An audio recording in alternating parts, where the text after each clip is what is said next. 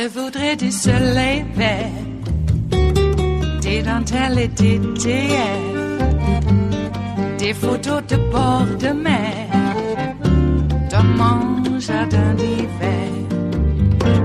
Je voudrais de la lumière, comme en Nouvelle-Angleterre. Je veux changer d'atmosphère, dans mon jardin d'hiver.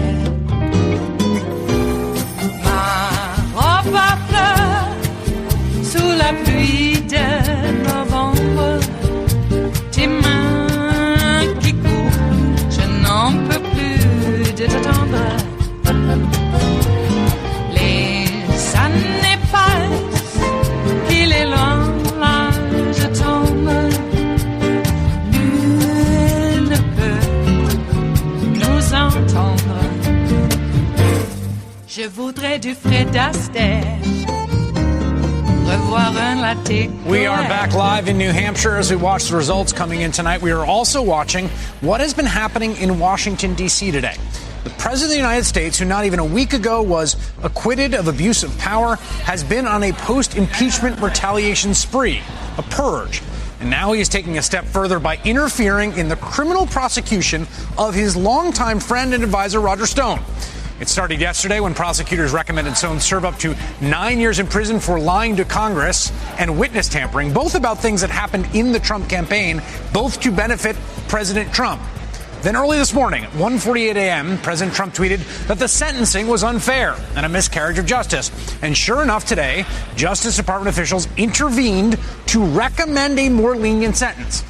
Over the course of the day, all four prosecutors, one after another, withdrew from the case, including one who resigned from the department. And now tonight, get this, NBC News reporting Attorney General Bill Barr has taken control of several legal matters of personal interest to President Donald Trump. Here's how former U.S. Attorney Harry Litman put it, quote, the worst crisis for the Department of Justice easily since Nixon's Attorney John Mitchell, if not before. John Mitchell, of course, went to jail. What happened today was a fundamental, serious, disturbing breakdown in the basic rule of law and independence of the Justice Department.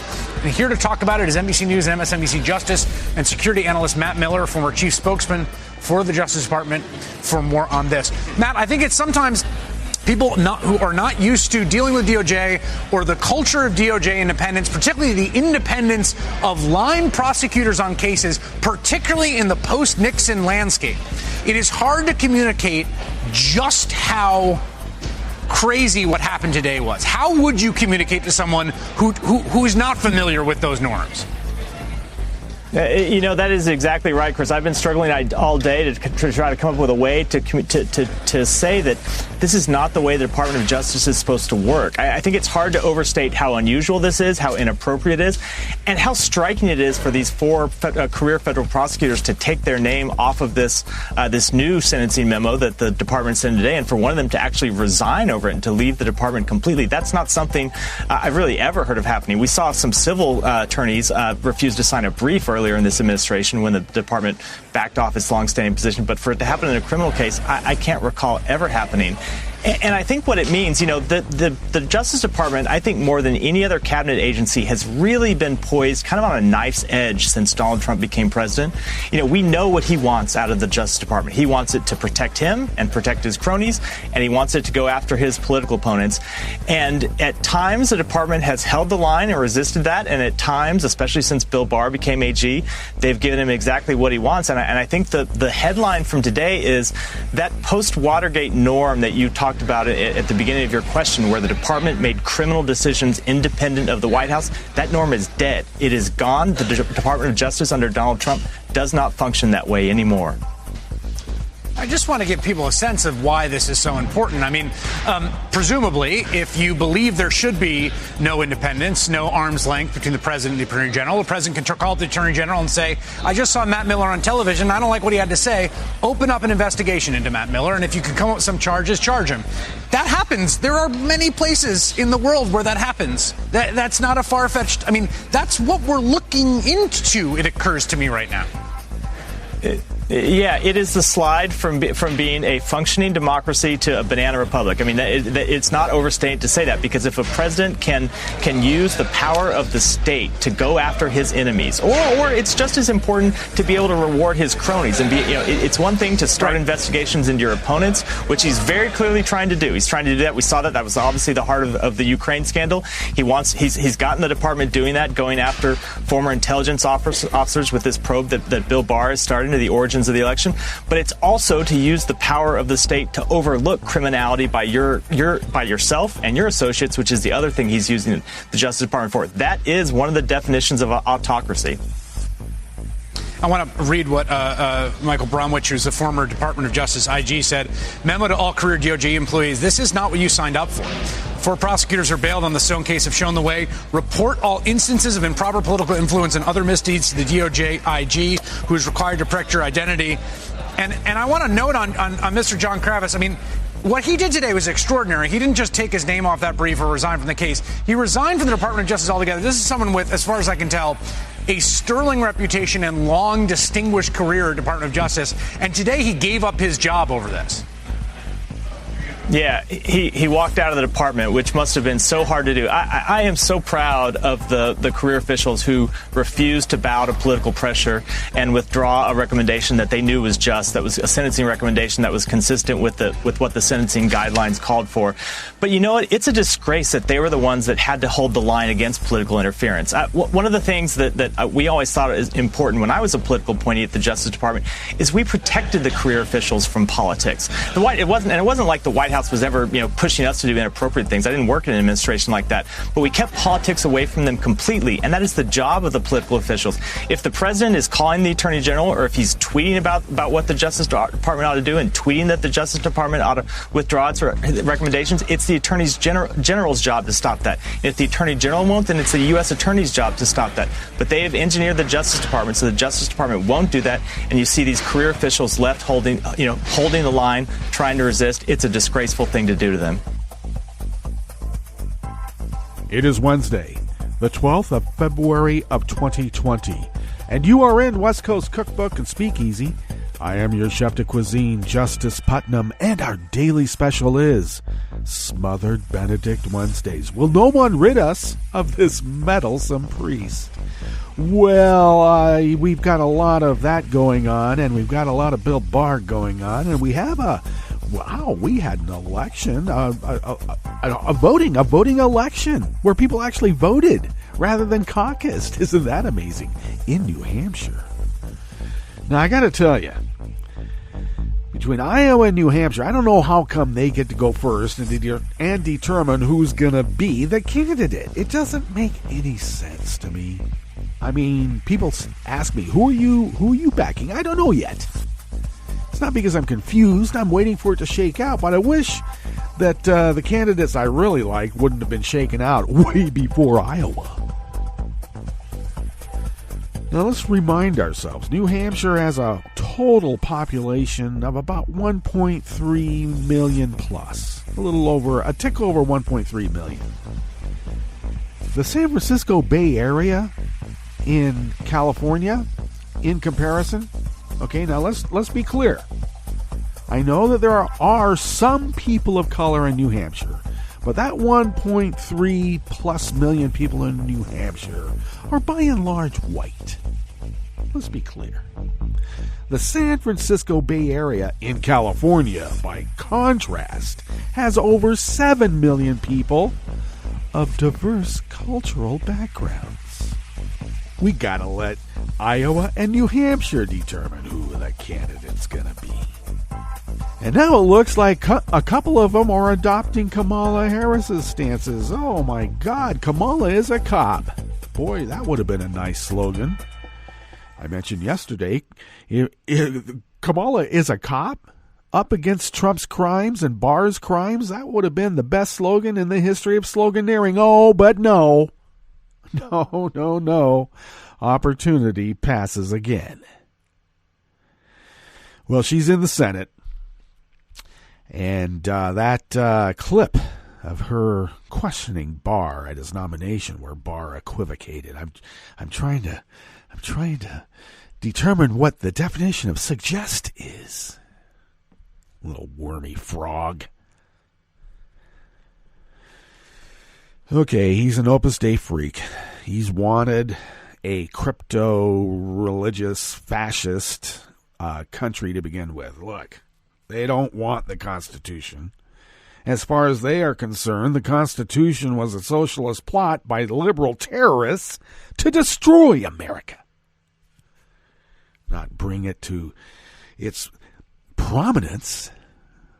The shining city on the hill. I wish, I pine for the simpler times of a Ronald Reagan. Jeez, simpler times. I'm joking.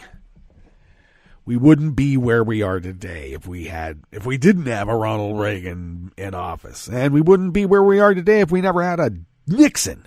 They all cheat. I mean, everybody tells me, oh yeah, well at least Nixon did things domestically. No, he didn't. He conspired with a hostile foreign power. Well, maybe I'm embellishing a little bit too much. I don't think he talked with Ho Chi Minh very much. But he certainly talked to the South Vietnamese and said, don't broker a peace until I'm in office. And then when I'm in office, we'll talk about it. And they did. And then we ended up secretly bombing Cambodia, and everybody forgets that that's another reason why he was impeached. Or about to be. So, no, they have conspired with foreign powers before to gum up our elections. Lyndon Johnson is on the phone with Everett Dirksen when they released the LBJ records, and the phone call is there. We all knew it. We all saw it in real time. We all talked about it. Same thing with Ronald Reagan and the Iran-Contra deal. On the day of his inauguration, they released the hostages. Oh, just a coincidence, they said. Nothing untoward about it. It was in our face. We knew it, and it was borne out later as we all told you so. So we see what is going on exactly in real time, what is happening with this guy Trump. And he thinks we're so stupid that we don't see it. He has roused the sleeping giant from its slumber. It didn't go well for the Japanese when they roused the sleeping giant. It did not go well for Nazi Germany when the sleeping giant was roused from its slumber. And it will not go well for Donald Trump, Bill Barr, Moscow Mitch McConnell. I'm looking at you too, Marsha Blackburn. In fact, the whole of the GOP. It will not go well. And you think it's just an election that's going to save us? No. It's going to take a lot more than that. And that takes some fortitude upon our own elected officials to get on the ball and start investigating Bill Barr, get the sergeant at arms, and drag his ass in front of Congress if he refuses. It's been done before. It can be done again. And it better. What's on the rest of the menu here in the Bistro Cafe of West Coast Cookbook and Speakeasy? There's even much more to talk about. I mean, there's all sorts of stuff going on in the world. We know that already. But let's look at the curated show that we have for you today. Well, of course, Bill Barr taking over the Roger Stone sentencing. And the whole prosecution team resigning in protest was a real breakdown in the rule of law at the Justice Department. And I think it's about time that I start sending cease and desist letters to the Department of Justice for using the Justice Department. It's mine. They didn't get it. I did. I didn't domain squat. I didn't do any of that. It's my name. There's no such thing as the Justice Department except for my music show. Let's be clear. I need to start sending these cease and desist letters. Before I was just, look, they're a democratic institution or an institution of democracy. Let them be, whatever. But now they are not. They owe me, and they owe me for a long time now. I've been keeping a record and checking it twice. On the rest of the menu in the Bistro Cafe of West Coast Cookbook and Speakeasy, Smothered Benedict Wednesdays. The Apple engineer who died when his Tesla Model X autopilot malfunctioned, and we reported on that when reportage of it came out. Well, he had complained previously about the SUV malfunctioning on the same stretch of the Silicon Valley Freeway, which happens to be the 101 Silicon Valley Freeway. They don't call it that. Republicans think tampons need to be taxed to limit women from buying too many. That's how much they know about women's bodies. And they're going to tell them what they can do with their bodies, even to the point of hygiene. My God.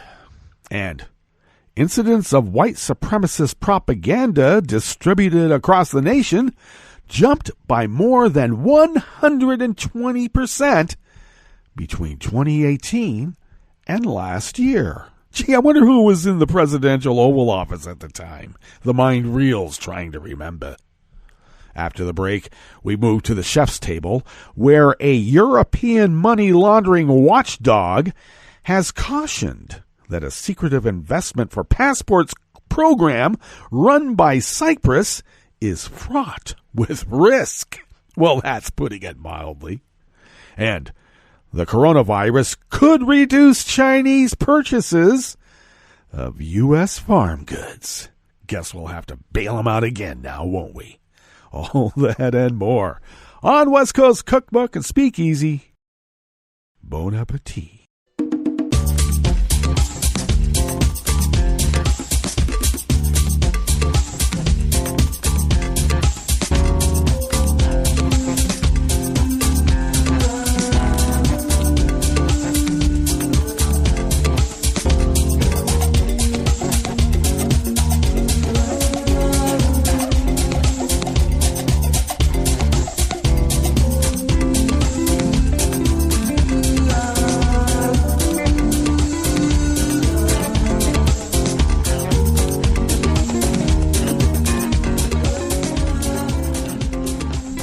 Bottom of our homepage at netrootsradio.com, to the rightish of the page is our chat room link, monitored by Kelly Lincoln, and thank you, Kelly.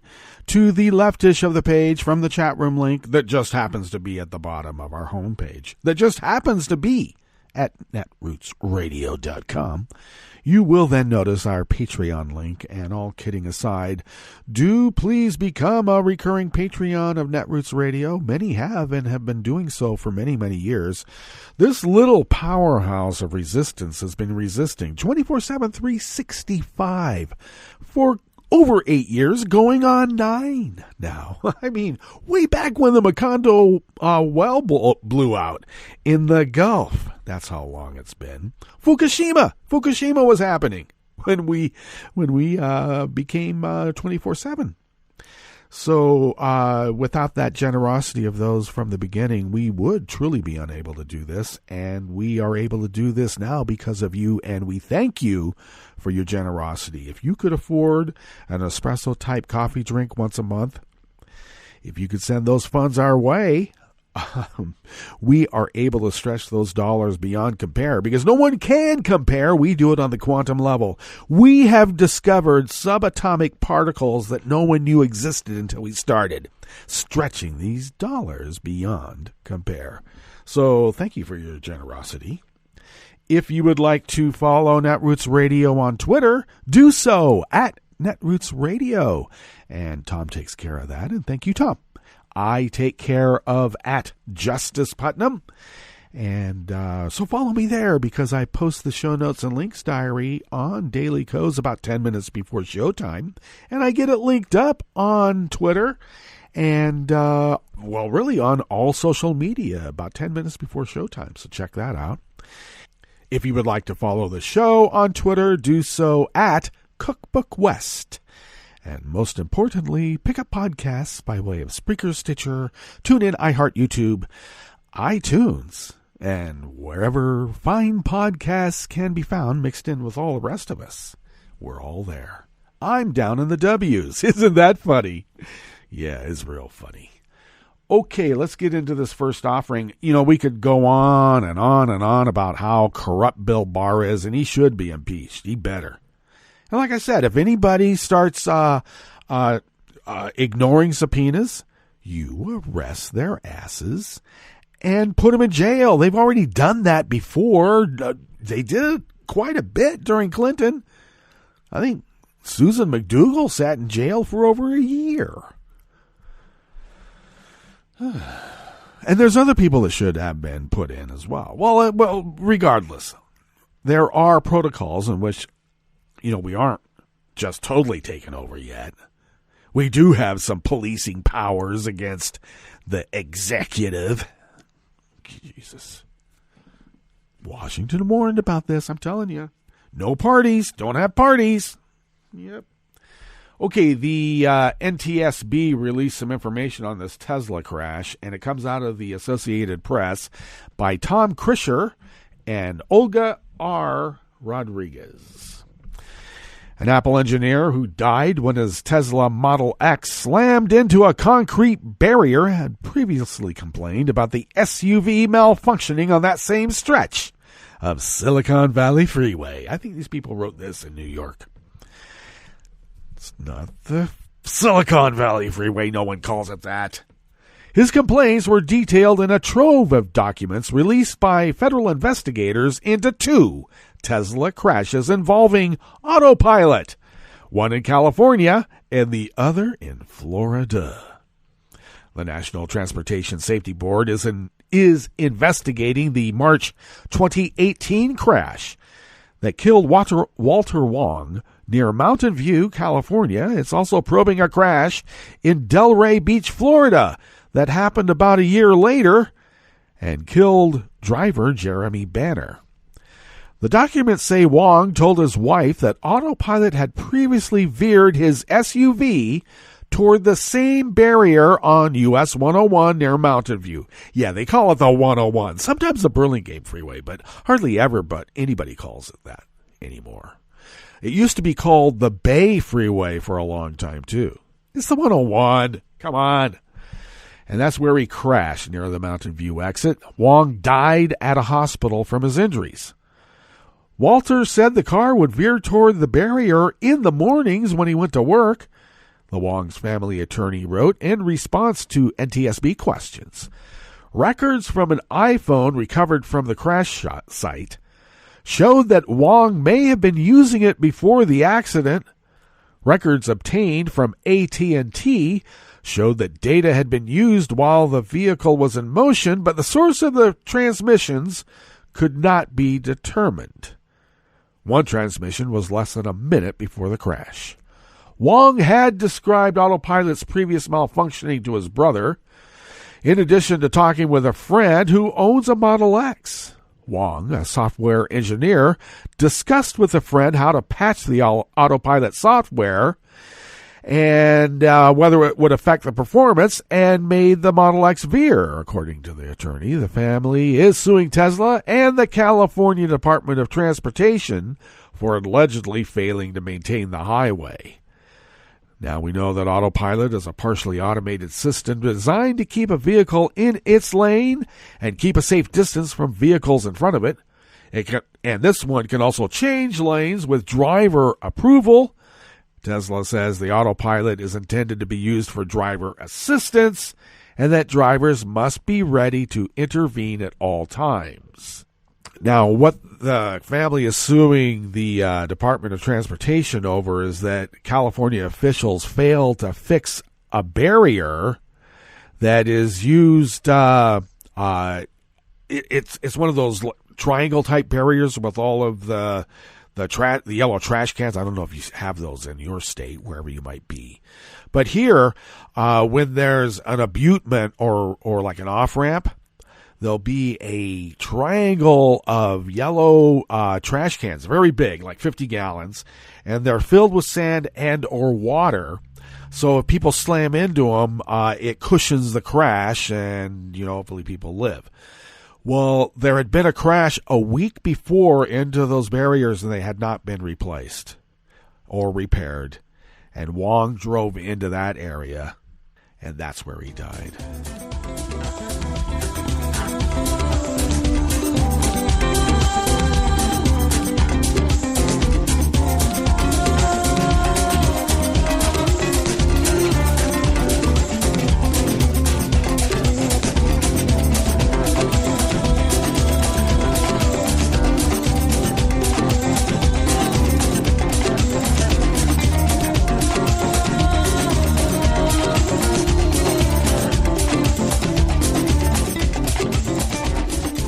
Emily Singer of the American Independent brings us this next offering here in the Bistro Cafe of West Coast Cookbook and Speakeasy Smothered Benedict Wednesdays. Republican lawmakers in Tennessee are raising objections to a proposal that would add feminine hygiene products to the list of items that can be purchased during the state's annual sales tax holiday. According to the Associated Press, the GOP lawmakers worry that women would abuse the law and purchase too many feminine hygiene products during the pause on state sales tax on some items, including computers and clothing. The pause lasts only one weekend, starting on the last Friday of July. I would think that since it's a sales tax holiday, there's really no limit on the number of items anybody can purchase, Republican State Senator Joey Hensley said. But I don't know how you would limit the number of items someone could purchase. Eliminating the so-called tampon tax has been a growing movement in states across the country. Advocates argue that feminine hygiene products are a basic necessity that should be added to a list of necessities that are not subject to taxes, such as groceries and medicine. According to Period Equity, a group fighting to eliminate the tampon tax, feminine hygiene products are taxed in 31 states, including Tennessee. Hensley's office has not yet returned a request for comment on why he views it as bad that women may buy more tampons during the weekend-long tax holiday. Because obviously this guy has never cleaned himself down there. How would he know anything about hygiene?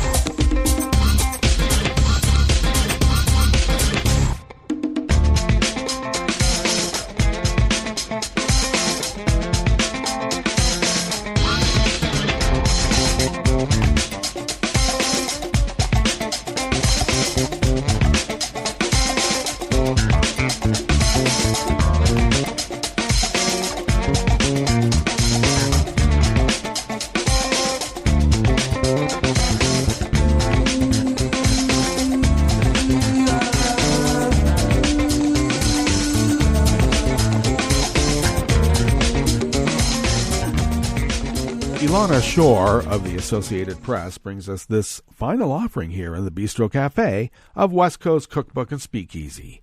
Incidents of white supremacist propaganda distributed across the nation jumped by more than 120% between 2018 and last year, according to the Anti-Defamation League, making 2019 the second straight year that the circulation of propaganda material has more than doubled.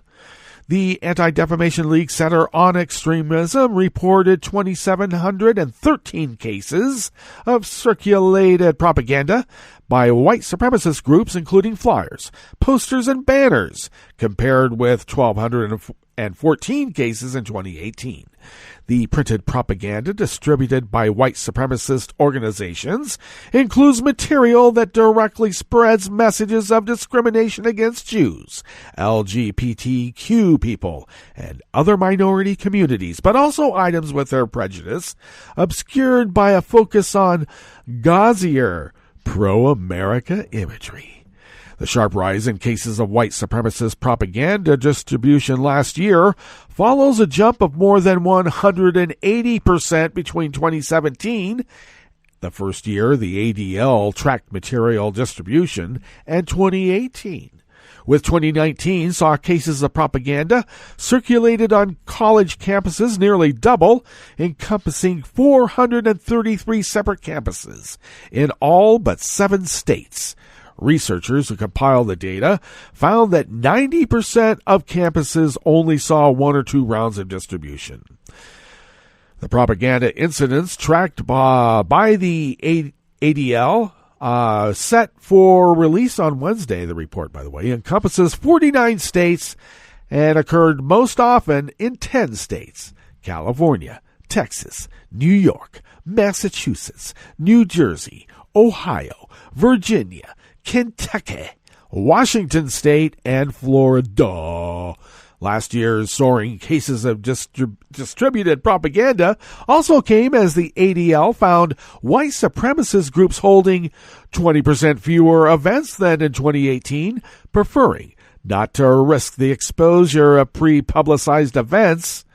That marks a shift from the notably visible public presence that white supremacist organizations mounted in 2017, culminating in that summer's Charlottesville, Virginia rally, where a white supremacist, who was self-described as such, by the way, drove into a crowd of counter-protesters, killing Heather Heyer.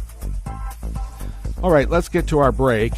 And when we get back from that break, we are going to go through weather from around the world, and we are going to finish up with the stories that we have curated for you today. You are listening to West Coast Cookbook and Speakeasy, and we will be right back. You are listening to netrootsradio.com. Please hang up and try again.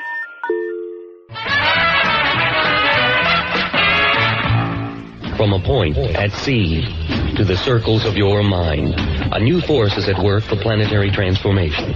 New radio for a new Earth.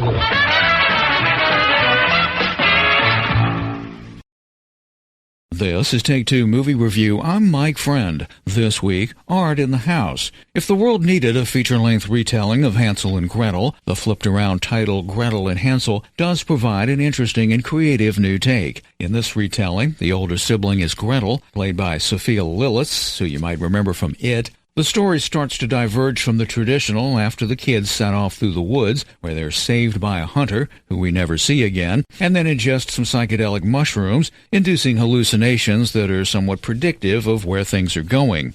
The woods aren't scary in an immersive, verdant way, but are stark and post-apocalyptic, much like the deconstructionist, triangular, and wildly out-of-place abode onto which the children eventually stumble. There's no gingerbread here, but inside there is a witch, Hulda, played by horror veteran Alice Cringe, and an endless smorgasbord of spookily mysterious sourcing. The meat, so to speak, of the movie happens inside the house, which is an unfolding tale encompassing universal themes of temptation and empowerment, especially female empowerment. Gretel is confused by what Hulda is encouraging her to embrace about herself, especially as its costs, particularly regarding her brother, become apparent. Not enough can be said about the production design and cinematography here. The movie's mostly shot 4:3 a la The Lighthouse, except for a few selected scenes. The project is the third directorial outing for Oz Perkins, son of Anthony, with acclaim from two smaller pictures in 2015 and 16. Gretel and Hansel is from a subgenre best described as cerebral horror. Its power is brooding and atmospheric, its message subtle and persistent, but for jump tricks or gore,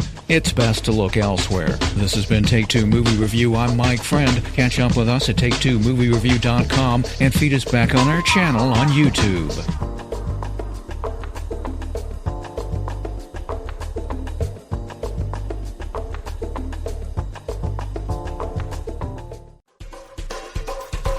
This is Scientific American's 60-Second Science. I'm Suzanne Bard. Dogs began to diverge from wolves tens of thousands of years ago when their wild ancestors started interacting with humans. Over time, domestication shaped canine behavior, and today dogs are especially adept at understanding cues from humans. For example, when a person points at a bowl, a pet dog will usually approach it. All kinds of complex pointing gestures have been tried with pet dogs, and they seem to be good at it. Behavioral biologist Anandita Badru of the Indian Institute of Science Education and Research. Wolves are a different story, however. When same experiments are done with semi-captive wolves, wolves seem to be quite bad at it. So there's this big open question of how did dogs become dogs? Badru is interested in whether dogs require training to understand cues like pointing, or if the behavior is innate. Most studies have focused on pet dogs in developed countries, but Badru thinks it's a mistake to overlook how stray dogs respond to human cues. In India, we have a huge population of stray dogs. They are not controlled by humans and they live on the streets for generations. So we felt that the free-ranging dogs are a very nice system which could give us inputs about what dogs could have been like before they came into our homes, before we made them parts of our families. For the study, the researchers approached stray dogs on the streets of several Indian cities. One experimenter presented the dogs with a piece of raw chicken in a plastic bowl. About half of the time, the dogs ran away scared, but the friendlier dogs that stuck around were tested for their ability to respond to pointing. And the idea was to test the innate ability of dogs to understand simple gestures like pointing cues when they have no training whatsoever. Once a dog proved interested, the first experimenter put chicken in one of 2 bowls and covered both bowls. A second experimenter, who had no knowledge of which bowl contained the meat and thus could not give subconscious cue information, pointed at one of the bowls while the dog watched. And then in this experiment, about 80% actually followed the point and went to the bowl that we pointed towards. That result was true whether the experimenter pointed at it just momentarily or for an extended period of time. Badru thinks this demonstration provides evidence that training is not required for dogs to understand complex pointing cues. The study is in the journal Frontiers in Psychology. Perhaps further studies with feral canines can help reveal more about what makes dogs our best friends. Apparently, even when a person and a dog have just met. Thanks for listening. For Scientific American's 60-Second Science, I'm Suzanne Bard. This program is presented by the Centers for Disease Control and Prevention. As the days get longer and the weather warms, people of all ages will start to spring into action. Spring is a great time to breathe fresh air, stretch your arms and legs, and get physically active outdoors. Lack of physical activity contributes to obesity, heart disease, stroke, and other chronic health conditions. Fortunately, many communities are making it easier and safer to be physically active. Neighborhoods across the country are working together to create more public spaces for walking, running, biking, and other physical activities. Adults should get at least 150 minutes of physical activity each week, and children should get 60 minutes a day. If you find it hard to walk to a local recreation center, park, or playground, learn how to make your neighborhood a place that makes healthy living easier. Visit makinghealtheasier.org for information about ways communities can change to get more people outside and moving. For the most accurate health information, visit www.cdc.gov or call 1-800-CDC-INFO. This program is presented by the Centers for Disease Control and Prevention.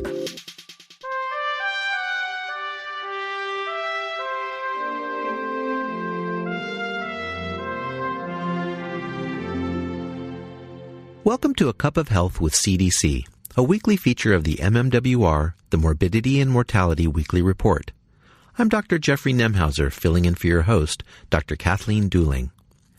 As the U.S. population ages, more people are at risk for injuries. The largest percentage of injury-related deaths among this group are caused by falls. Elizabeth Burns is with CDC's National Center for Injury Prevention and Control. She's joining us today to discuss ways to prevent injuries and deaths from falls among senior adults. Welcome to the show, Elizabeth. Thanks for having me. Elizabeth, what are some of the more common consequences when a senior adult falls? Well, first, it's important to note that falls are incredibly common. More than 1 in 4 older adults will fall in a given year. Common consequences include loss of independence and an increased fear of falling, as older adults are afraid to do the same kinds of activities they were doing before. And this can actually lead to more falls, as older adults have less strength in their lower body. Common consequences include hip fracture and traumatic brain injury. And ultimately, in 2016, almost 30,000 older adults died because of a fall. So are falls more common in men or in women? Falls are more common in women, and more women go to the emergency department because of a fall, and more women die because of a fall. However, the rate of fall deaths are more common in men than women. What this means is that out of 100,000 men, more will die from a fall than out of 100,000 women. What are common causes of falls among older people?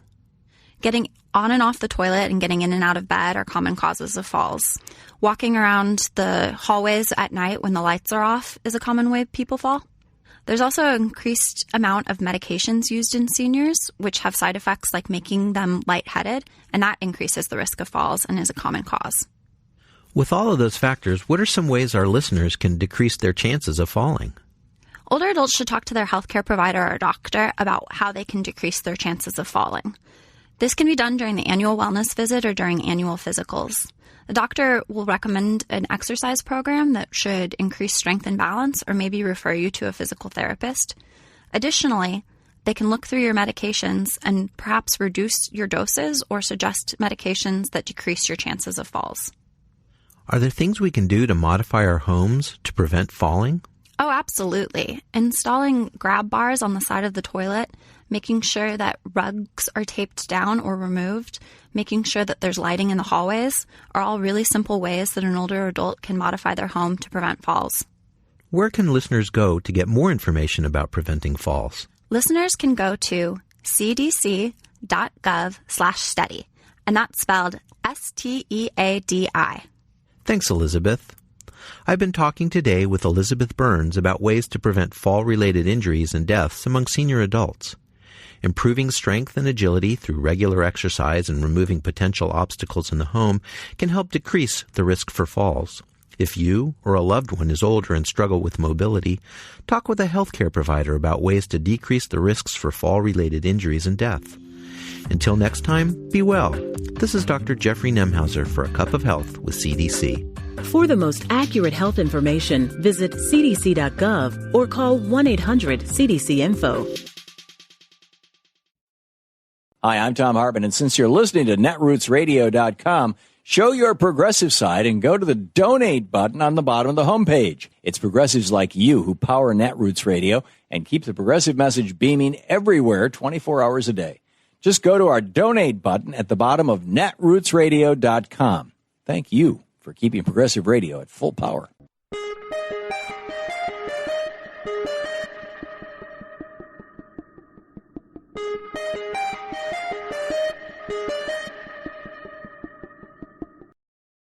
I'm Rick Smith, and this is Labor History in 2. On this day in labor history, the year was 1913.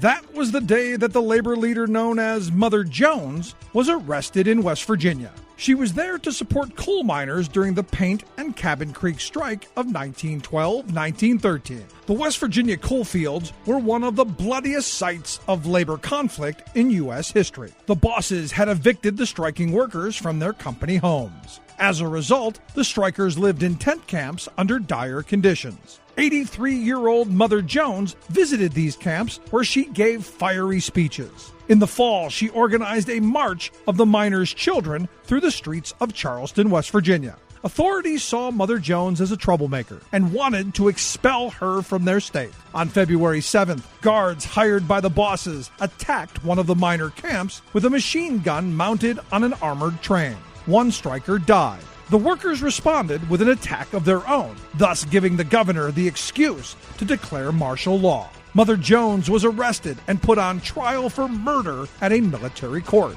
The basis for her arrest was a speech she had given 3 months earlier. Mother Jones refused to recognize the authority of the trial, writing in her autobiography that my arrest and trial were unconstitutional. She was convicted and sentenced to 20 years.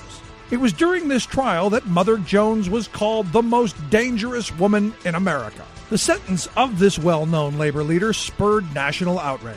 The United States Senate ordered an investigation into the conditions of the West Virginia coal mines. West Virginians elected a new governor who released the beloved Mother Jones. Upon her release, she continued fighting for workers until the day she died at 100 years old. Like what you hear? Check out more at laborhistoryin2.com. I read the news today, oh boy. It's It's time for Nicole Sandler's What's News from NicoleSandler.com and the Progressive Voices Network. This victory here is the beginning of the end for Donald Trump. The first in the nation primary election of the 2020 presidential race is in the history books, and Bernie Sanders is the winner. He began his victory speech noting that no matter who emerges as the nominee, all of them will band together to defeat Donald Trump. And tonight I want to take the opportunity to express my appreciation and respect for all of the Democratic candidates we ran against. Pete Buttigieg, Amy Klobuchar, Elizabeth Warren, Joe Biden. And what I can tell you with absolute certainty, and I know I speak for every one of the Democratic candidates, is that no matter who wins, and we certainly hope it's going to be us, we are going to unite together. We are going to unite together and defeat the most dangerous president in the modern history of this country. The Iowa caucuses found Bernie Sanders with a 6,000 vote lead in the popular vote. Yet somehow that put him 0.1 of a percentage point behind Pete Buttigieg in what they call state delegate equivalence. The former South Bend, Indiana mayor was awarded 13 delegates to Bernie's 12. Huh? And in New Hampshire, as of 5 a.m. Eastern Time, Wednesday morning, with 87% of the votes in, Bernie Sanders leads Buttigieg by 3,618 votes, or 1.3%, yet they both emerge with 9 delegates.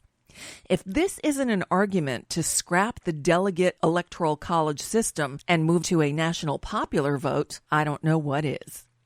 Amy Klobuchar surged to a third-place finish with 19.8%, and she gains 6 delegates. Elizabeth Warren placed 4th and Joe Biden 5th with 9.3% and 8.4% respectively, neither meeting the 15% threshold required for any delegates. The New Hampshire race also signaled the end of the campaign trail for both Andrew Yang and Michael Bennet.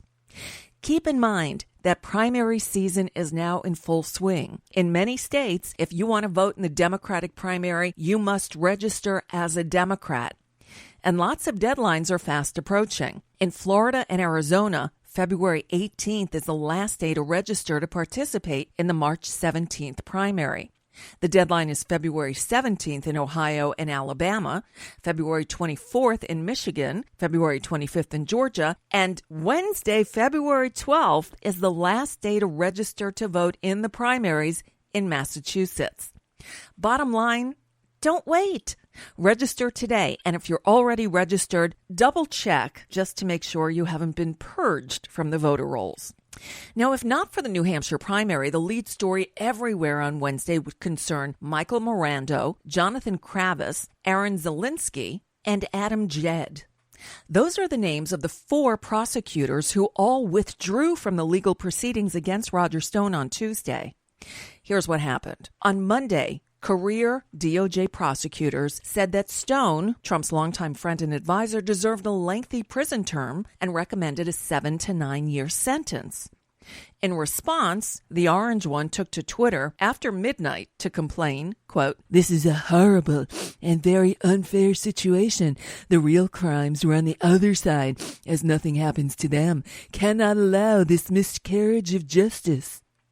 Then on Tuesday, less than 24 hours after the prosecutors announced their sentencing recommendation, reports surfaced that the DOJ told a federal judge that its earlier recommendation, quote, "does not accurately reflect the Department of Justice's position," and asked the judge to impose a sentence that was, quote, "far less." A few hours later, Aaron Zielinski, the lead prosecutor, officially resigned from his position as Special Assistant U.S. Attorney in D.C. Then a second prosecutor in the Stone case, Jonathan Kravis, announced his resignation as an assistant U.S. attorney, leaving government altogether. Then Adam Jed became the third to withdraw, and just 2 hours after Zielinski resigned, the fourth and final Stone prosecutor, Michael Morando, also withdrew. So the Department of Justice's new sentencing memo was signed only by John Crabb Jr., the acting head of the criminal division at the U.S. Attorney's Office in D.C. No, I didn't speak to the judge. I'd be able to do it if I wanted. I have the absolute right to do it. I stay out of things to a degree that people wouldn't believe. The bottom line is that the DOJ only makes sentencing recommendations. The judge gets to make the final ruling on sentencing. In this case, the judge is the highly respected Amy Berman Jackson, who was appointed to the U.S. District Court for the District of Columbia by former President Barack Obama. To refresh your memory, Stone was convicted in November on 7 counts, including lying to Congress, witness tampering, and obstructing the House investigation into whether the Trump campaign coordinated with Russia to alter the 2016 elections. Oh, the White House also announced Tuesday that it was yanking Jesse Liu's nomination for a top Treasury post. Liu was previously the U.S. Attorney for D.C., overseeing not only the Stone prosecution, but also those of Andrew McCabe, Paul Manafort, and Michael Flynn, and she was due to testify next week. Now, if all of that wasn't authoritarian-y enough for you, Trump also said on Tuesday that the military will likely look at disciplinary action against Lieutenant Colonel Alexander Vindman, just days after the National Security Council official was ousted from the White House after giving damaging testimony during the House impeachment hearings. And if you're wondering what's next if Donald Trump should somehow manage to win re-election, consider this. Mysterious radio signals from outer space have been known to repeat, but for the first time, researchers have noticed a pattern in a series of bursts coming from a single source 500 million light years from Earth. Between September 16, 2018 and October 30th, 2019, researchers detected a pattern in bursts coming every 16.35 days. I got good news. And that's just a bit of what's news for now. I'm Nicole Sandler. If you appreciate these reports and the Nicole Sandler Show, I hope you'll consider making a contribution. My work is 100% listener supported, and I can't do it without your help. Find out more at NicoleSandler.com, and please click on that donate button.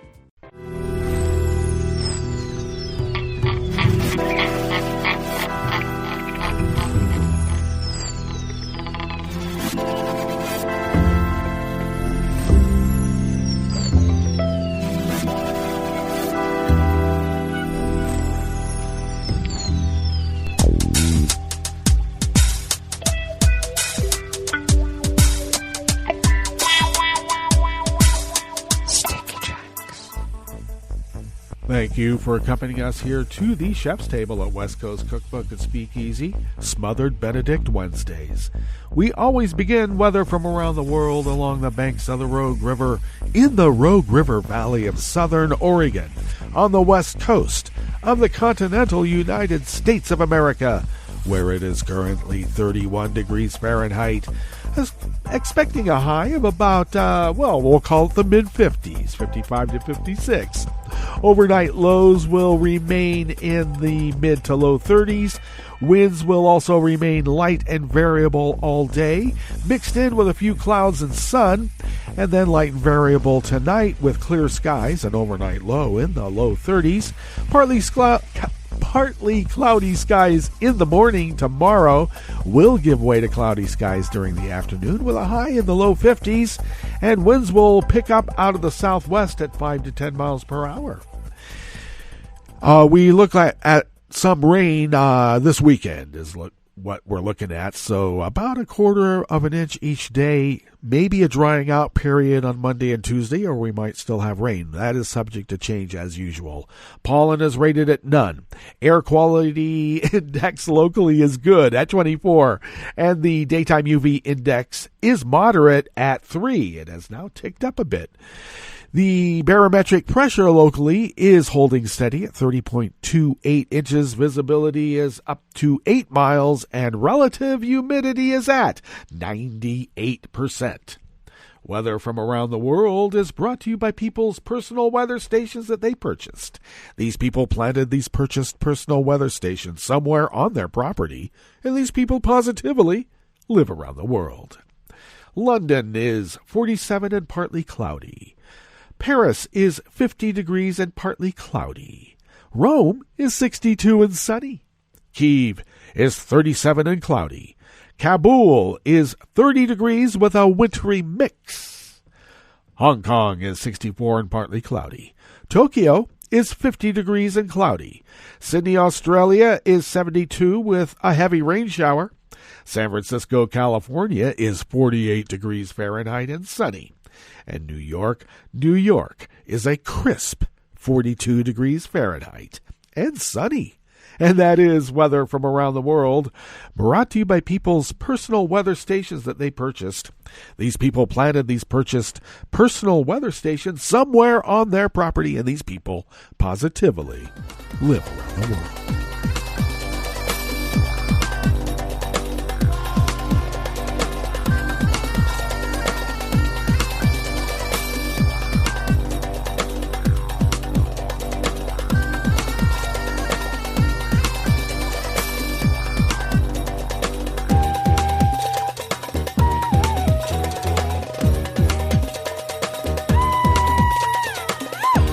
Anonymous worker bees at Reuters bring us this first amuse-bouche here at the chef's table at West Coast Cookbook and Speakeasy. A European money laundering watchdog has cautioned that a secretive investment for passports program run by Cyprus was vulnerable to money laundering and fraught with risk. The Mediterranean island launched the scheme offering passports for an investment in 2013, with more than 3,000 people gaining citizenship through the program. A committee of experts from the Council of Europe, known as Moneyval, said in a report released today, Wednesday, that although Cyprus had broadly taken measures to mitigate key money laundering risks, the risk of vulnerabilities in the investment program had increased exponentially via real estate, the investment vehicle of choice. Oh, who else uses real estate to launder money? Although it did not elaborate, real estate is broadly known to be used by money launderers as a stable investment, which can appreciate over time and is normally subject to more limited scrutiny, according to the European Parliament research. In a note issued in 2019. Under the program, a minimum of $2.18 million U.S. investment can get a passport and instant visa-free travel throughout the EU, of which Cyprus is a member. Supervision of the real estate sector should be significantly enhanced, the group said, saying there should be more preventative measures by real estate agents.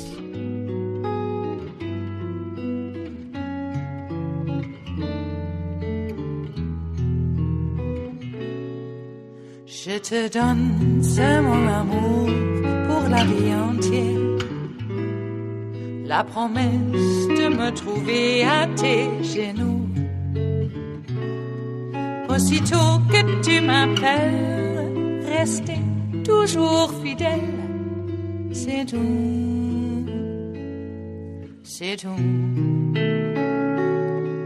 Je te donne tous mes printemps, mes étés de mer. Mes automnes, quand les feuilles tombent partout. Si ce n'est pas une bonne affaire, je te donne tous mes hivers. Even more anonymous worker bees at Reuters bring us this final amuse-bouche here at the chef's table at West Coast Cookbook and Speakeasy. The coronavirus outbreak could reduce Chinese purchases of U.S. agricultural products this year under the Phase 1 trade deal signed by the countries.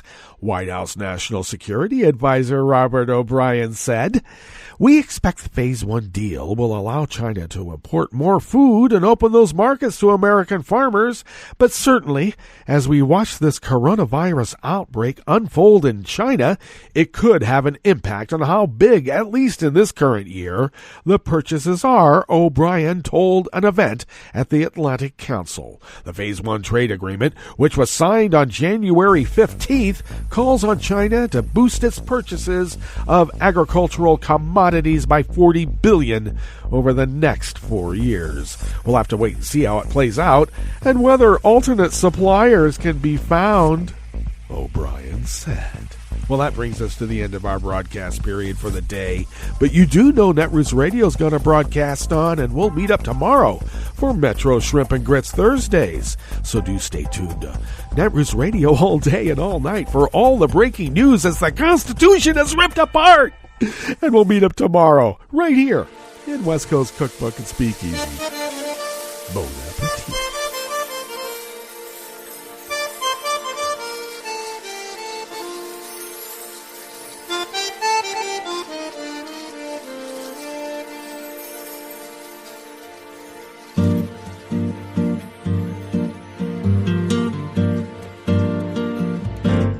Je voudrais du soleil vert, des dentelles et des théères, des photos de bord de mer, dans mon jardin d'hiver.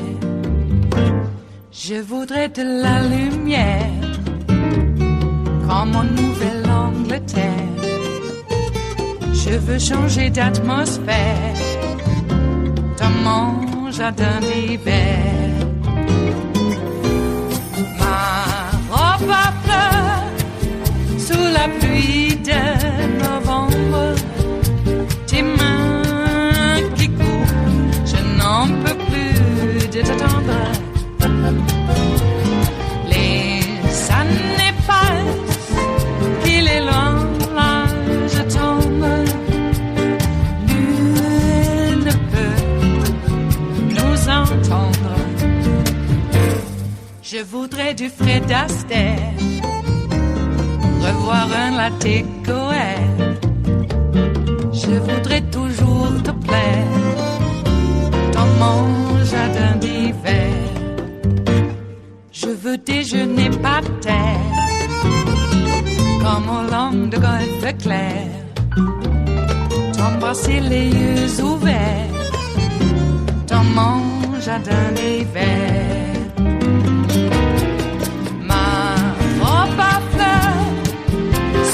Pluie de novembre, tes mains qui courent, je n'en peux plus de t'attendre.